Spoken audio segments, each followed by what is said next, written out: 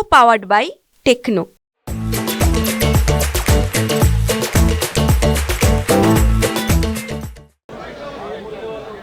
नागपूर शहर काँग्रेसच्या वतीनं लोकसभेच्या नंतर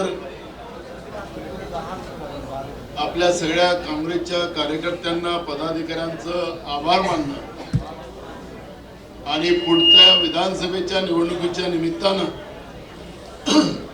काँग्रेस पक्षाच्या विधानसभा निहाय 6ही विधानसभा आपण जिंकू असा विश्वास या कार्यक्रमाच्या निमित्तानं आपण सगळेजण व्यक्त करायला इथं आलेलो आहोत.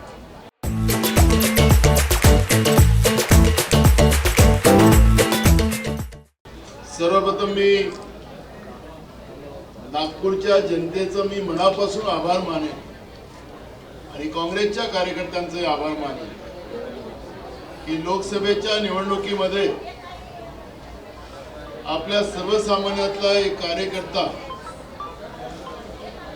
विकास ठाकरे या सामान्य कार्यकर्त्याला आपण उभं करून जेव्हा सगळ्या मीच बलाढ्य आहे आणि मीच विकास पुरुष आहे असा गवगव करणारा नेता, मी कोणाच्या घरी मत मागायला जाणार नाही, मी कोणाच्या बॅनर पोस्टर लावणार नाही, अशा पद्धतीचं स्वतःचीच पाठ स्वतःच्या हाताने ठोपटणारा जो भाजपचा नेता होता त्याला गलोगली फिरवण्याचं काम नागपूरच्या जनतेने केलं, काँग्रेसच्या कार्यकर्त्यांनी केलं, म्हणून तुमचं सगळ्यांचं मनापासून आभार व्यक्त करतो. आज आपण सगळे आलेले आहोत आपल्या शहर काँग्रेसच्या वतीनं, म्हणजे आज जेवणासहित म्हणजे आपल्याला इथून जेवण करून जायचं, सगळ्यांना जेवणासहित आज हा कार्यक्रम इथं लावलेला आहे.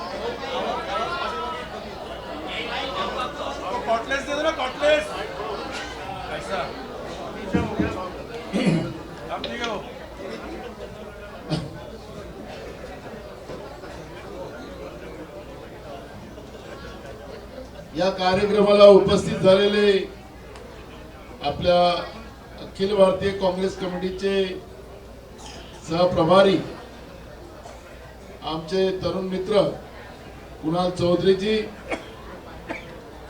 नागपूर जिल्हा शहर काँग्रेसचे अध्यक्ष लोकप्रिय आमदार विकास ठाकरेजी, आमचे दुसरे माजी मंत्री आणि लोकप्रिय आमदार नितीन राऊतजी, आदरणीय माजी मंत्री आणि ज्येष्ठ काँग्रेस नेते सतीश चतुर्वेदीजी,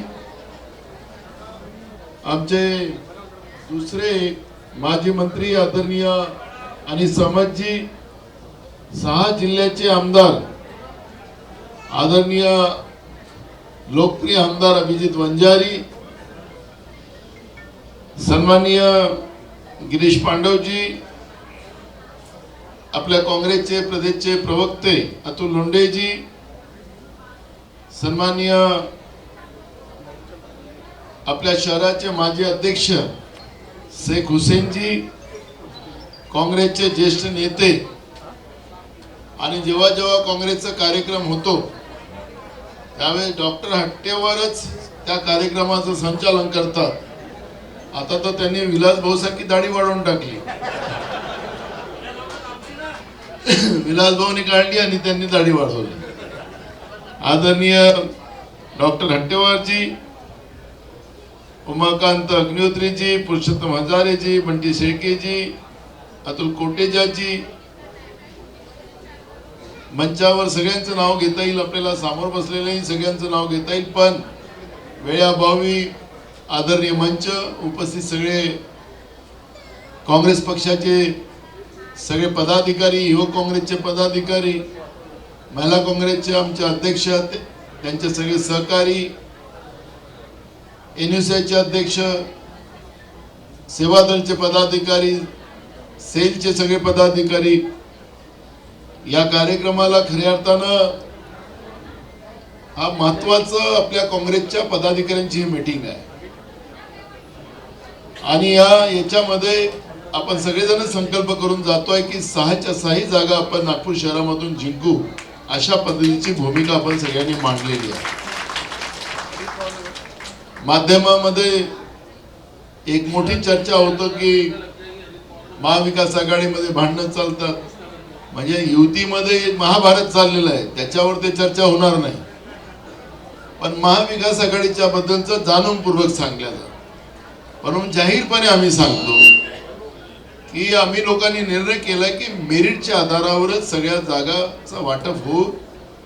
महाराष्ट्रामधलं महाराष्ट्रद्रोही सरकार, महाराष्ट्र शिवद्रोही सरकार महाराष्ट्रामध्ये विकासाच्या नावाने, आपण पाहिलं की यांचा विकास किती चांगला आहे.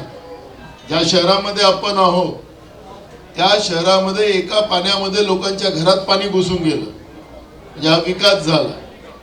एक दिवस नाही तर 4-4 दिवस आपल्या शहरामध्ये लोकांना नावेनं चालावं लागलं. हेच नितीन गडकरी सांगत होते की नाग नदीमध्ये मी जहाज आणणार आहे. तो नाग नदीमध्ये नाही सांगितलं होतं, नागपूरमध्ये मी बोटी चालवणार आहे. आणि अशा पद्धतीचा विकास आपल्या नागपूर शहराचा झालेला आहे. सगळ्या देशातल्या महागडं शहर कोणतं आहे तर नागपूर आहे. सगळे टॅक्सेस आपल्याला लागलेले, कर्ज रूपाने आणलेला पैसा आणि त्याच्यामध्ये मोठ्या प्रमाणात भ्रष्टाचार. नागपूर शहरामध्ये आपल्याला तर रोज या गल्लीतला रस्ता खोदला जातो, त्या गल्लीतला रस्ता खोदला जातो. सिमेंटच्या नावाने, मोठ्या प्रमाणात सिमेंट रस्त्याच्या नावाने भ्रष्टाचार केला जातो. नागपूरमधले सर्वसामान्य लोकांनी की आता आमच्या गावामध्ये, आमच्या मोहल्ल्यामध्ये, आमच्या गल्लीमध्ये सिमेंटचा रस्ताच नको, असं सुद्धा आपल्या या नागपूर शहरामध्ये आंदोलन झाले. म्हणजे सांगायचं तात्पर्य की यांचा विकासाचा विरोध लोक करतात आहेत. यांचा विकास एवढा आहे की त्या पुण्या शहरामध्ये ट्रक जात होता तर सरळ तो रस्ताच आतमध्ये घुसला, असा विकास यांचा आहे. म्हणजे भ्रष्टाचाराचं खऱ्या अर्थानं अगर या देशामध्ये कोणाचं सरकार असेल, कुठल्या राज्यातलं सरकार असेल तर महाराष्ट्रातलं 1 नंबर लागेल. एवढा भ्रष्टाचार या सरकारने केलेला आहे. 10 लाख कोटीच्या वरचं कर्ज या महाराष्ट्रावर यांनी लादलं. त्याचे टॅक्सेस वाढवले. आपल्याला एकीकडे 1,500 रुपये दिले आणि एकीकडे 20 रुपये किलोवर तेलाचे भाव वाढवून टाकले. म्हणजे या हातानं दिले, थोडेसे दिले आणि जास्त पैसे काढून घेतले. पहिले सगळ्या गोष्टीच्या किमती मोठ्या प्रमाणात वाढवल्या आणि 10 वर्ष महाराष्ट्राच्या या व्यवस्थेमध्ये या भाजपला आपण लोकांनी सत्तेमध्ये पाठवलं. आपल्याला वाटलं होतं की आपल्या विदर्भातला माणूस मुख्यमंत्री झाला, आपल्या विदर्भामध्ये चांगले चांगले पोर्टफोलिओ आले आणि त्याच्या माध्यमातून आपला विदर्भाचा विकास होईल. विदर्भाचा विकास झाला नाही, पण यांचे जे बगलबच्चे आणि सत्तेमध्ये बसले लोक, यांचा विकास झाला. म्हणजे मला परवा काही इथल्या मंत्र्यांचं काही रिपोर्ट माझ्याकडे आला. त्या नागपूर शहरामध्ये एका जवळ 10-10, 15-15 घर आहेत. मी म्हटलं 10-15 घरे एका माणसाजवळ कसे? ते म्हणले सगळे ऍडजस्ट केलेलं आहे. म्हणले तेवढ्या घरामध्ये काही दुसऱ्या काही व्यवस्था तर नाही करून ठेवल्या आहे, एवढे घर कशासाठी? म्हणजे सांगायला तात्पर्य की एवढा पैसा झाला की नुसतं नागपूरमध्येच नाही तर विदेशामध्ये सुद्धा यांनी व्यवस्था उभ्या केला. एवढा मोठा भ्रष्टाचार या नागपूर शहरामध्ये बसलेले मोठे मोठे लोक यांनी करून ठेवले. जनतेला लुटण्याशिवाय दुसरं काय? यांनीच सांगितलं होतं की मिहान आमचं सगळ्यात मोठं स्वप्न आहे. प्रेझेंटेशन दिलं यशवंत स्टेडियम मध्ये आणि त्या स्टेडियम मध्ये प्रेझेंटेशन देऊन लाखो लोकांना आम्ही रोजगार या नागपूरमध्ये देऊ. मिहानचं डेव्हलपमेंट आम्ही करू. काय झालं डेव्हलपमेंट? ज्या काही जागा आमच्या शेतकऱ्यांच्या घेतल्या गेल्या त्यांना उद्ध्वस्त करण्यात आलं, कमी पैसे त्यांना दिले आणि त्या सगळ्याच्या सगळ्या जमिनी फुकट वाटून देण्याचं काम केलं. अनिल अंबानीला जागा दिल्या, रामदेव बाबाला जमिनी दिल्या. त्यावेळेस मोठे मोठे कार्यक्रम झाले, पण तिथं मिहान मध्ये कुठला रामदेव बाबा आला नाही, साधा योग करायला तरी नाही आला. सांगण्यात आलं होतं की इथं मोठ्या प्रमाणात त्याचे ते औषधी वगैरे ज्या वनस्पती वगैरे काय असतील निर्माण होणार आहे, तिकडे इकडे लोकांना व्यवसाय मिळणार आहे, लाखो लोकांना. मोठं मोठं स्वप्न दाखवायला काही यांना काही लाजही पण नाही. म्हणजे एवढं फेकतात की त्या फेकण्याला काही कळालंच कारण. आणि त्या माध्यमातून यांनी नागपूर नाही तर संपूर्ण विदर्भाचंच नाही तर महाराष्ट्राचं नुकसान या नागपूरमध्ये ज्या भाजप व्यवस्था बसलेली, जी मानसिकता बसलेली आहे, या व्यवस्थेनं पूर्ण देशाचा सत्यानाश केलेला आहे. आताच मला विकास ठाकरे साहेब दाखवत होते मोबाईलवर की आमचे अशोक चक्र हे आमच्या देशाचं ओळख आहे. आपली जे आपल्याला 3 मूर्ती असतात, त्याला जे चक्र असतं ते अशोक चक्र आहे. अशोक चक्र आमच्या देशाचा सन्मान आहे. पण त्याच्यावर आज आपण पाहिलं की त्या अशोक चक्रावर झाडू लावले. दाखव बरं कुठे त्याच्यावर झाडू दाखवले. म्हणजे हे किती नालायक लोक आहे. सत्तेचा किती माज या लोकांना आलेला आहे की अशोक चक्राचा म्हणजे देशाचा सन्मान सुद्धा आता यांच्याजवळ राहिला नाही.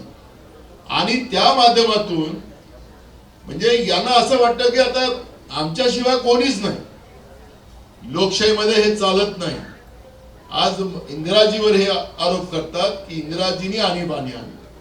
आपण माहित असेल की इंदिराजीनं 17 महिन्याची आणीबाणी आणली. त्याच्यामध्ये संविधानामध्ये हे लोक धर्माच्या आधारावर हे जो खेळ खेळणार होता त्याच्यासाठी इंदिराजीला त्या पद्धतीची आणीबाणी आणावं लागली.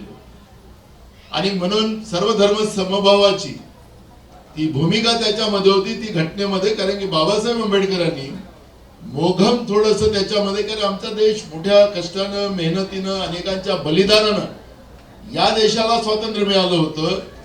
हे बाबासाहेब आंबेडकरांना अपेक्षित होतं. आणि आमचा देश एकत्रित नांदेल, विविध जाती, विविध धर्म, विविध भाषा असा आमचा देश तरी एक राहील अशी अपेक्षा बाबासाहेबांची होती.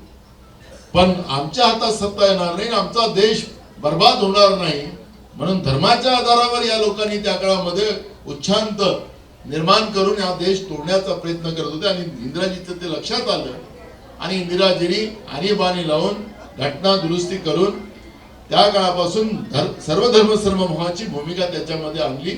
आणि 17 महिन्यामध्ये निवडणूक केली. आणि यांची काय परिस्थिती आहे, गेल्या 10 वर्ष जम्मू काश्मीरची निवडणूक यांनी घेतली नाही. आणि आज आपल्या देशामध्ये अघोषित आणीबाणी आहे. म्हणजे 2014 पासून आपल्या संपूर्ण भारतामध्ये अघोषित आणीबाणी आहे. आताच आमचे विकास भाऊ सांगत होते की महानगरपालिकेच्या निवडणुका होणार याच्या नंतर यांचं सरकार चुकून आलं विकास भाऊ, तर कधीच महानगरपालिका नाही, कधी जिल्हा परिषद नाही, कधी नगरपालिका होणार नाही. स्थानिक स्वराज्य संस्था या सगळ्या जमा करण्याचं काम करणार. 1 nation 1 election, 1 election 1 nation no election, 1 nation no election. गेल्या 3 वर्षापासून स्थानिक स्वराज्य संस्थांच्या निवडणुका झाल्या नाही. आणि यांचं सरकार चुकून आलं. आपल्या धर्म जातीमध्ये वाद जे त्यांचं काम चालू आहे निर्माण करण्याचं, चुकून आलं तर ना महानगरपालिका निवडणुका लागणार, ना तुमच्या नगरपालिकेच्या लागणार, ना जिल्हा परिषद पंचायत समितीच्या. यांना ही व्यवस्था लोकशाहीची संपवायची. आणि त्या व्यवस्थेच्या माध्यमातून या देशाला गुलामगिरीकडे नेण्याचा त्यांचा प्रयत्न. ही लढाई आपल्याला काँग्रेस या राहुल गांधीजीला देशाचा प्रधानमंत्री बनवायचं किंवा आम्हाला आमचं सरकार आणून आमचा मुख्यमंत्री बनवायचा, ही लढाई तिथपर्यंत नाही आहे. आपण सगळेजण काँग्रेसचे कार्यकर्ते आहोत. आणि आपण देशाच्या आझादीच्या लढाईसाठी काँग्रेसचंच बलिदान आहे. या लोकांचं बलिदान नाही आहे. हे लोक तर त्यावेळेस त्यांच्या बरोबर होते. आणि यांना वाटत होतं की या देशाला कधीच स्वातंत्र्य मिळू नये, ही अशी मानसिकतेचे लोक आज सत्तेत बसलेले. आणि म्हणून या व्यवस्थेला, ही व्यवस्था आज बाबासाहेब आंबेडकरांचं संविधान संपवण्याचा निर्णय ते करतात. बाबासाहेब आंबेडकरांचं समतेचा संदेश या देशातून संपवायचा त्यांनी सुरू केलेला. बाबासाहेब आंबेडकरांचं संविधानातलं बंधुत्वाचं नातं जे आहे ते संपवण्याचं या लोकांनी काम केलं. अगर राहुल गांधींचा उल्लेख सातत्याने इथं सगळ्या वक्त्यांनी केला. राहुल गांधीजींनी कन्याकुमारी ते काश्मीर ही पदयात्रा केली नसती तर लोक जे त्या काळामध्ये जे भीतीमध्ये होते या देशामध्ये काय होणार, बोलायला गेलं तर ईडी मध्ये लागते, बोलायला गेलं तर सीडी लागते, बोलायला गेलं तर सीबीआय लागतं. आणि म्हणून लोकांची हिंमत हरली गेली होती. जे काय होणार होतं बघून जेवढं दिवस जगायचं तेवढं जवळ चालू अशी भावना लोकांची झाली. आणि राहुल गांधीजींनी भूमिका घेतली की माझ्या लोकांना, माझ्या देशातल्या प्रत्येक लोकांना मी डरोमतचा संदेश देईल. आणि म्हणून कन्याकुमारी ते काश्मीर त्यांनी पदयात्रा काढली आणि मोहब्बतची दुकान उघडली. राहुल गांधीच्या मोहब्बतच्या दुकानची एवढी वेळेला भीती निर्माण झाली की आज राहुल गांधींना पुन्हा टार्गेट करण्याचं काम यांनी सुरू केले. राहुल गांधीजींनी अमेरिकेमध्ये ज्या काही दोन भूमिका मांडल्या, आरक्षणाची भूमिका मांडली, जी बाबासाहेब आंबेडकरांची भूमिका होती तीच मांडली. म्हणजे याचा अर्थ डॉक्टर बाबासाहेब आंबेडकरांना बीजेपी विरोध करताय का? बाबासाहेब आंबेडकरांची भूमिका तीच होती जी राहुल गांधींनी मांडली. दुसरा महत्वाचा मुद्दा, याच नरेंद्र मोदींनी लोकसभेमध्ये शीख समुदायाला खालिस्तानी म्हटलं, आंदोलनजीवी म्हटलं. राहुल गांधींना प्रश्न विचारला गेला तर त्याच्यामध्ये राहुल गांधींनी भूमिका मांडली की पुढच्या काळात आमच्या देशामध्ये शीख समुदाय सुरक्षित राहील की नाही राहील ही माझ्या मनामध्ये भीती आहे. त्यांना पगडी घालता येणार की नाही, त्यांना कडा घालतात की नाही. देशाचा प्रधानमंत्री लोकसभेमध्ये सांगतो की या खालिस्तानी आहे, या आतंकवादी आहे. कारण की 3 काळ्या कायद्याच्या शेतकऱ्यांच्या विरोधात जो कायदा आणला होता त्या कायद्याच्या विरोधात कोरोनाच्या काळामध्ये असंख्य शेतकरी शहीद झाले. देशाचा प्रधानमंत्री नरेंद्र मोदी त्यांच्याशी बोलायला तयार नाही आणि लोकसभेमध्ये त्यांना खालिस्तानी म्हणतोय. याचा अर्थ राहुल गांधींनी सांगितलं की आमच्या देशामध्ये ही परिस्थिती निर्माण होऊ शकते. आता भाजपनं नवीन मुद्दा काढला. ते म्हणाले की आता राहुल गांधीला विदेशात जायची बंदी करा. नरेंद्र मोदींचं तुम्ही सगळे हे काढा, तुम्ही प्रवक्ते साहेब, आणि जेव्हा जेव्हा विदेशात गेले ते काय काय बोलले आणि देशाचा अपमान कसा केला. घरातले भांडण बाहेर नेण्याचं काम कोणी केलं पहिल्यांदा हे आपण बघितलं तर त्याला नरेंद्र मोदी आणि भाजपच त्याच्यामध्ये प्रमुख आहे. 7 वेळा त्यांनी या देशाचा अपमान करण्याचं काम नरेंद्र मोदीनं विदेशात जाऊन या देशाचा अपमान केलेला. त्यांनी तर त्याच्या पलीकडे जाऊन सांगितलं कि मुझे बहुत चिंता होती कि मैं भारत देश में पैदा हूं. मेरा दुर्भाग्य है, नरेंद्र मोदी बोले विदेशात कि मेरा दुर्भाग्य है कि मैं भारत देश में पैदा हुआ. मैंने पिछले जन्म में कुछ पाप किया करके मैं भारत देश में पैदा हुआ. तो मग याच्यानंतर काय झालं? मग ह्या भारतीय जनता पार्टी वाल्यांना लाज वाटायला तर पाहिजे. त्या राहुल गांधींनी आणि त्या गांधी परिवाराने या देशाला नेहमी एकत्रित ठेवण्यासाठी आणि संविधानाच्या रक्षणासाठी त्या परिवाराने नेहमी आपलं सर्वस्व त्यागलं.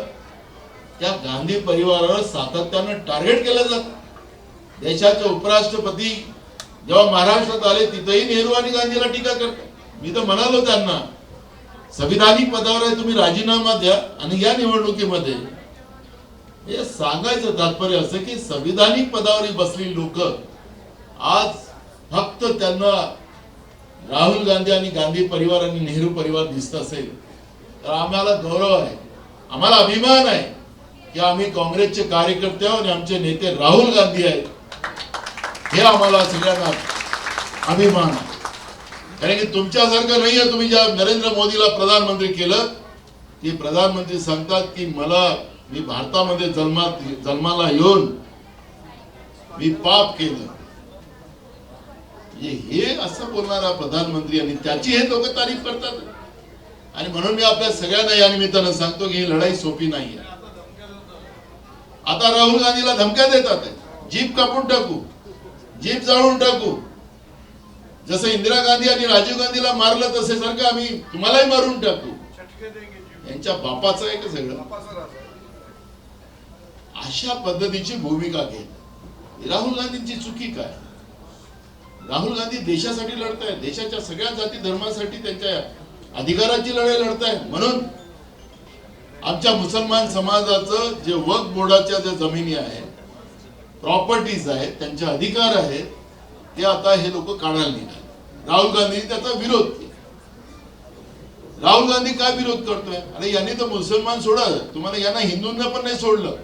हे जेवढे हिंदूंचे देवस्थान आहेत सतीश बाबू, जितने ही हिंदू के देवस्थान हैं वो सब हिंदू के देवस्थान इन्हें सरकार के कब्जे में लिए. अपने यहाँ के तुम देखो ना, जो अपनी ट्रस्ट थी वो ट्रस्ट इनको निकाल दिया और पूरा इनने अपने कब्जे में ले लिया. और वहां का पैसा जो श्रद्धा से हम भगवान के चरण में चढ़ाते, वो पैसे को ये लोग लूट रहे. हर जगह शिरडी में देखो,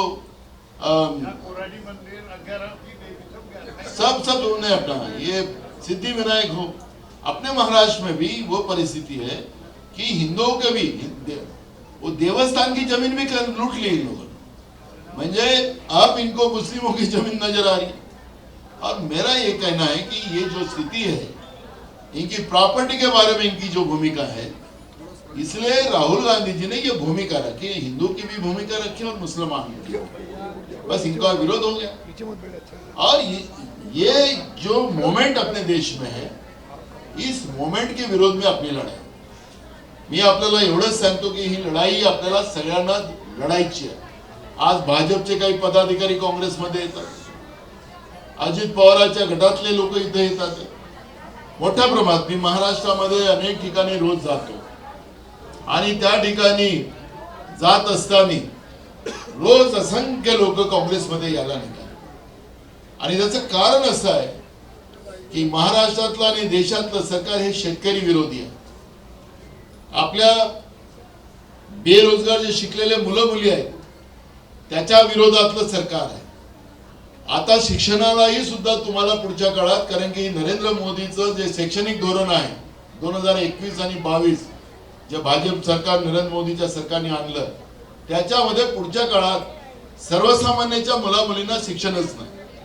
ज्या शिक्षण संस्था तुमच्या आहेत त्याचे पगार आता पुढच्या काळात या शिक्षण संस्थांना द्यायचे आणि तुम्ही यांच्याकडून फी घ्या आणि त्या फीच्या माध्यमातून तुम्हाला आता पुढच्या काळामध्ये तुम्हाला सरकार ग्रँट देणार नाही. शिक्षकाचे पगार, प्राध्यापकांचे पगार ते देणार नाही. ते सगळेच्या सगळे पगार तुम्हाला आता लोकांकडून वसूल करून तुम्हाला द्यायचं आहे. अशा पद्धतीच्या व्यवस्था केल्या. शिक्षण हे वाघिणीचं दूध आहे हे डॉक्टर बाबासाहेब आंबेडकर सांगायचे. आणि शिक्षण आणि आरोग्य हे दोन्ही अधिकार हे आमच्या देशातल्या प्रत्येक लोकांना मिळाले पाहिजेत. ही भूमिका आमच्या संविधानात आहे. आज आपण पाहतोय की सरकार शाळा बंद करायला हे लोक निघाले. नागपूरचं मेडिकल कॉलेज, मेयो कॉलेज, जे शासकीय आपले मोठे रुग्णालय आहेत, आपले मेडिकल कॉलेजेस आहेत, त्याची अवस्था बघा. तिथं फंड कमी केलं, तिथं डॉक्टर्स नाही, तिथं सगळे टेक्निशियन नाही. म्हणजे तिथं माणूस सरळ जातो आणि आडवास होऊन येतो, अशी परिस्थिती आज महाराष्ट्रामध्ये, नागपूर सहित संपूर्ण महाराष्ट्रामध्ये. पुण्याच्या ससून हॉस्पिटलमध्ये सरकारी हॉस्पिटल आहे, पण तिथं ड्रग विकणारे जे माफिया आहेत ते पकडले जातात, त्यांना 5 स्टार व्यवस्था दिली जाते. ते ससून हॉस्पिटल त्यांच्यासाठी. जेवढे कोणते यांचे लोफर लोक, हिट अँड रन करणारी जी आहेत, या सगळ्या लोकांना तिकडे व्यवस्था केली जाते ससून हॉस्पिटलमध्ये आणि तिथे ठेवले जातात. तिथंच गेलं की तिथं ब्लड सॅम्पल तुमचं चेंज केलं जातं, त्याला वाचवलं गेलं पाहिजे. अशा पद्धतीची व्यवस्था. कुठला कायदा कानून आहे? 3 वर्षाच्या 4 वर्षाच्या मुलीवर बलात्कार होतो या महाराष्ट्रात बदलापूरमध्ये. ते आमच्या पार्टीमध्ये परवा झाला. महिला असुरक्षित आहे. कुठल्या लाडक्या बहिणीच्या गोष्टी करतात हे लोक? हे सगळं चीड आणणारी व्यवस्था आज आहे. शाहू फुले आंबेडकरांचा महाराष्ट्र आहे, छत्रपती शिवाजी महाराजांचा महाराष्ट्र आहे. ज्या छत्रपती शिवाजी महाराजाला सगळेच लोक, मग हिंदू असेल, मुस्लिम असेल, सिख असेल, इसाई असेल, हे सगळेच्या सगळे त्यांना देवत मानतात. या छत्रपती शिवाजी महाराजांचा मालवणमध्ये पुतळा करत असताना त्याच्यामध्ये कमिशन खाल्लं. 36 कोटी रुपयाचं त्याच्यावर खर्च झाला. 36 कोटी रुपयातले फक्त 2 कोटी रुपये खर्च केले हेच गडकरी सांगत होते कि वो अगर स्टील का बनाया रहता तो गिरा नहीं रहता, वो लोहे का बना। अब 36 करोड़ का जो टेंडर था वो स्टील का था, अरे वो गडकरी ने उनकी पोलम पोट खोली है, ये सरकार की। तो 36 करोड़ रुपया, आंकड़े बहुत है, अपन बोलेंगे। अभी मेरा ही कहना है कि गडकरी ने इनकी पोल खोली सरकार की। ये सरकार तो या सरकारची परिस्थिती अशी झाली की जब शिवाजी महाराजांची प्रतिमा पडली त्यावेळेस या सरकारने सांगितलं की केंद्राची जबाबदारी आहे। आता बरोबर आहे, केंद्राची जबाबदारी या सरकारने सांगितलं बरोबरच आहे, कारण की मोदी ज्याला हात लावते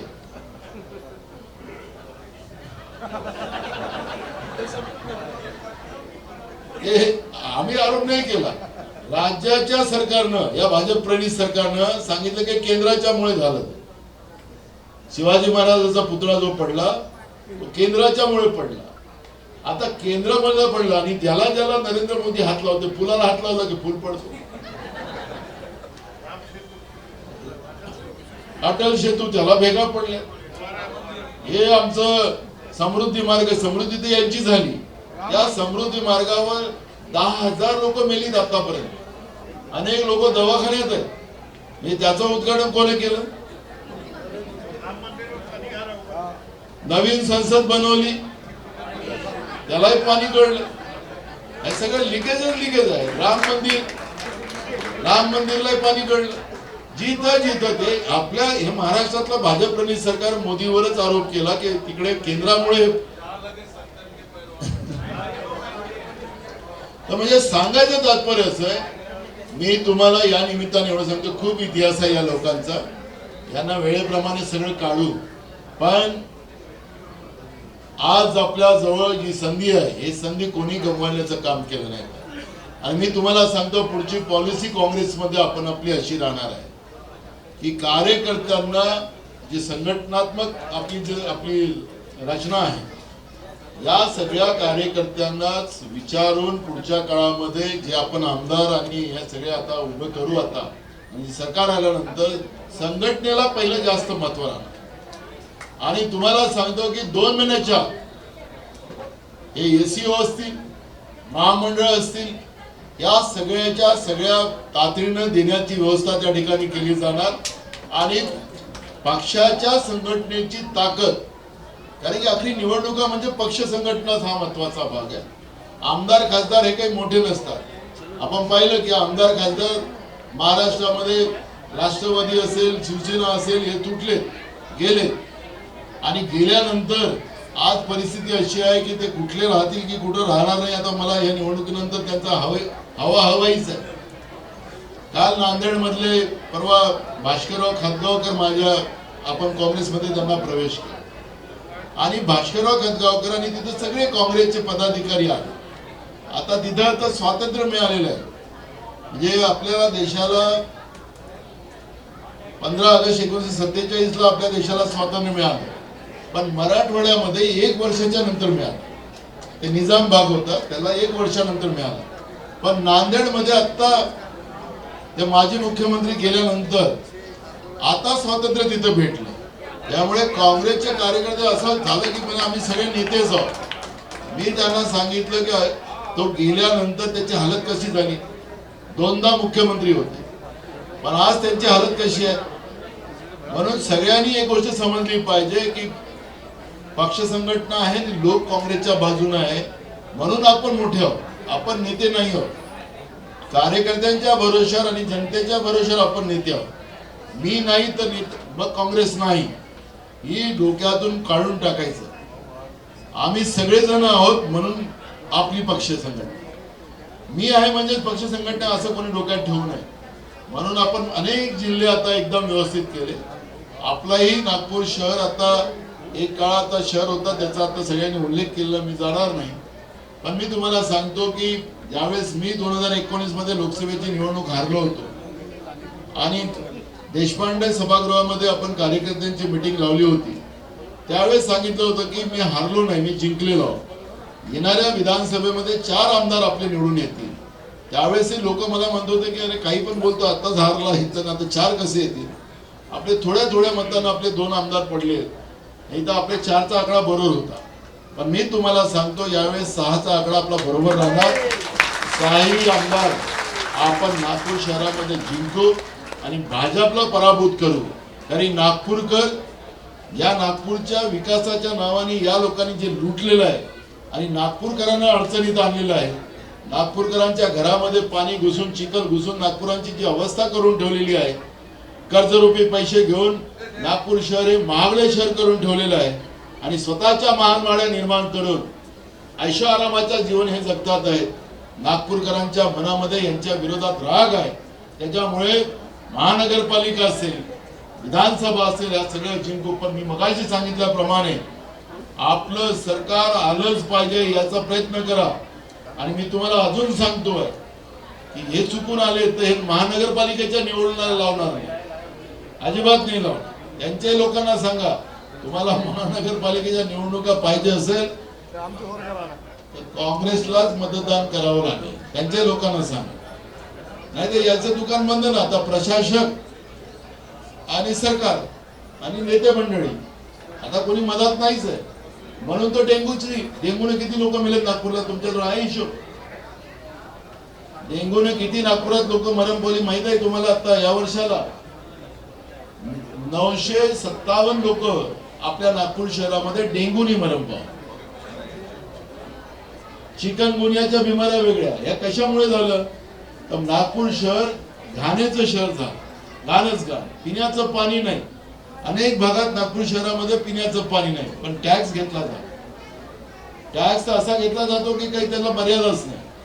आणि हे सगळे पैसे नागपूर शहराच्या विकासासाठी खर्च केले जात नाही, हे नेत्यांच्या घरात पैसे चाललेले. आणि म्हणून यांना निवडणुका नको अशी परिस्थिती आज निर्माण झालेली आहे. आणि म्हणून मी तुम्हाला सांगतो की आजपासून जसं विकास ठाकरे साहेबांनी सांगितलं की आपल्या बूथवर आपल्याला सगळ्यांनी लक्ष करून त्या पद्धतीचं आजपासूनच काम आपण चालू केलं पाहिजे, एवढंच आवाहन करतो. पुन्हा आपल्या सगळ्यांना मनापासून शुभेच्छा देतो आणि माझे 2 शब्द पूर्ण करतो. धन्यवाद. को पावर्ड बाय टेक्नो.